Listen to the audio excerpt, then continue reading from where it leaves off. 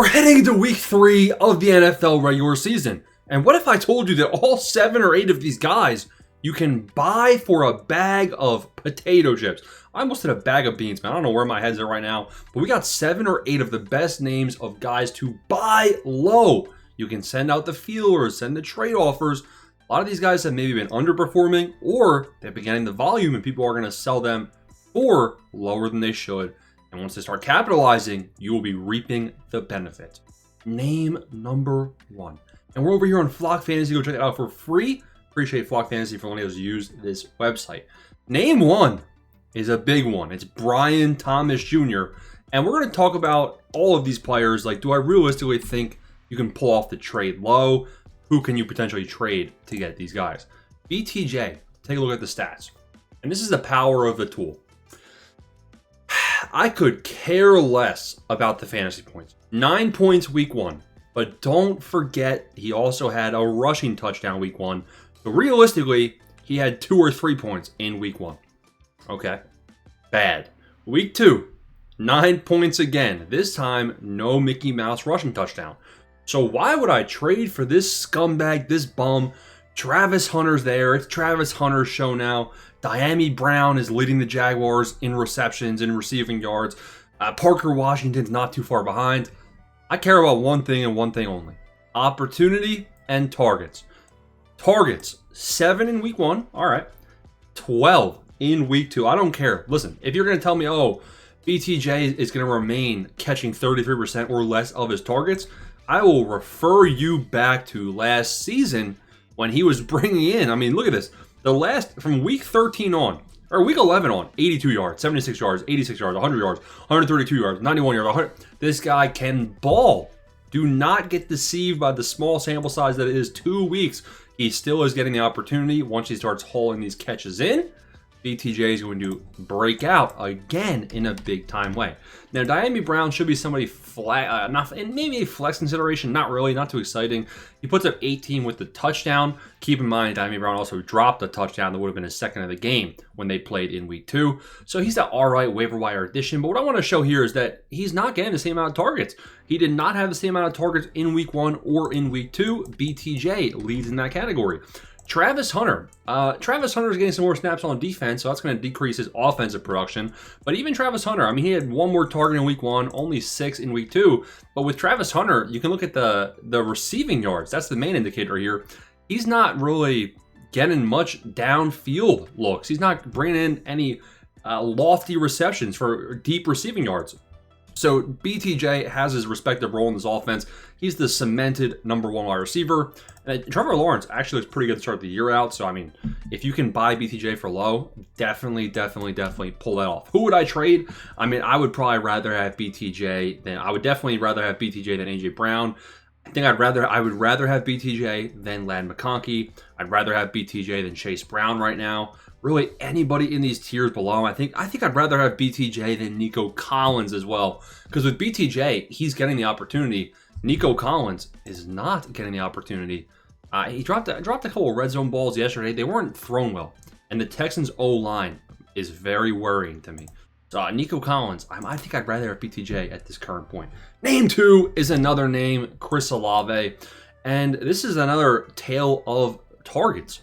It's alliteration. 13 targets week 1, 10 targets week 2. He's playing at only 11 or 12 points per game. Now, a QB change would hurt Chris Olave, and also keep in mind this guy's brain is made of bubblegum hubba. So, he's getting the targets, he's getting the opportunity. Decent, bringing in 6 or 7 a game, 50 yards a game. It's okay, but really all I care about is the opportunity, the target share. Now, why do you... some proof.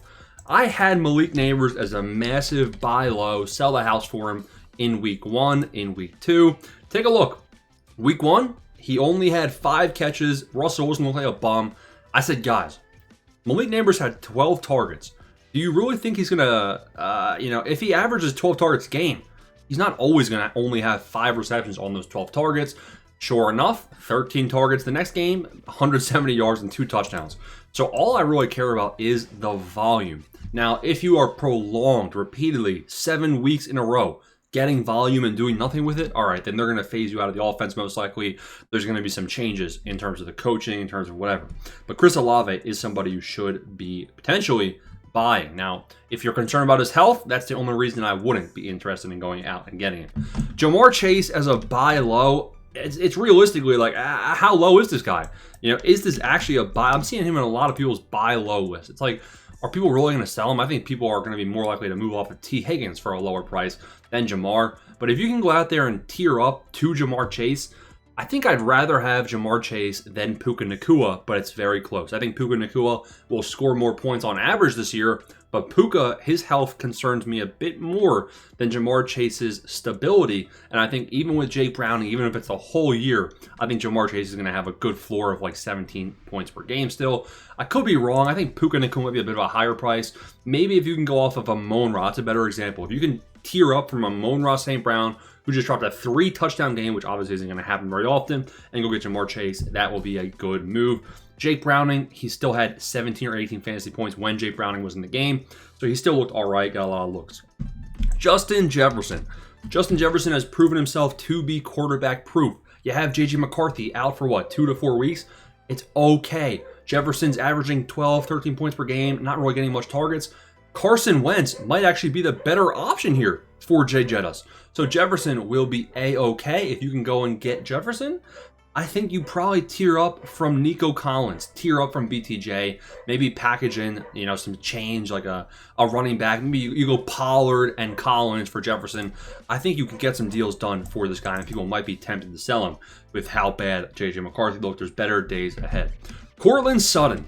Courtland Sutton looked bad in week 2. He wasn't involved. Troy Franklin was involved, and Troy Franklin is a name you probably should have on your radar moving forward. He's one of my favorite waiver wire ads. Go check out those videos.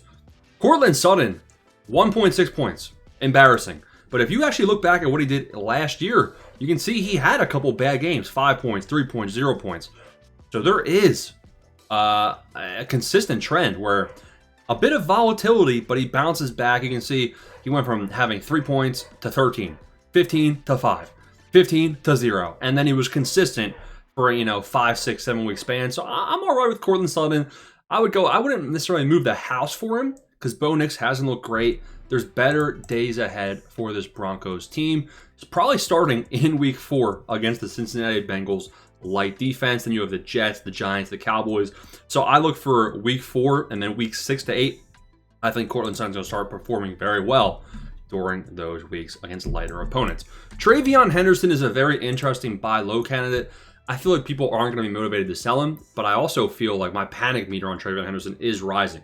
So this feels like one of those where you probably should go out and get him, but Ramondre Stevenson is the biggest pest of all time. If Travion Henderson still keeps getting 30% of the snaps and Ramondre actually looked decent, I mean, they're not going to be motivated to give this guy the ball, even though he's been effective when he's been getting the touches. He has the draft capital. He has the prospect profile. He's looked good. So I would go out and trade for him. But you can buy him low. It's lower than where he was drafted. But I feel like his price might just keep sinking. Like I wouldn't be surprised if Travion Henderson isn't startable with confidence until week 9, week 10, or a Ramondre injury. And even if Ramondre is injured, you had Antonio Gibson getting more touches than him. So Travion Henderson, you should be able to hopefully negotiate a very good price on him. If people aren't as likely to move off of him, they probably knew when drafting him it might take some time.